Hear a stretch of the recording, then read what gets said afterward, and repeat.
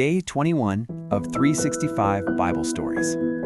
Abraham's servant explained to Rebekah's father why he had come. "I have been sent to find a wife for my master Abraham's son Isaac," he said, among his relatives. Then he added, "Rebekah has impressed me with her gentle kindness.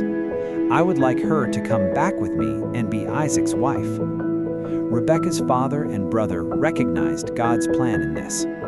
They were sad to see her leave, but also happy for her future.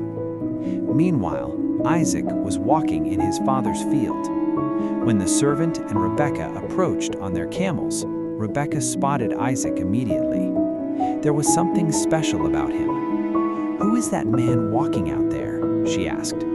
"That's Isaac, the man you will marry," the servant replied. Isaac and Rebekah were married. They loved each other dearly, and Abraham could die content, knowing that Isaac had a loving family of his own. Join me tomorrow as we continue this journey through the Bible.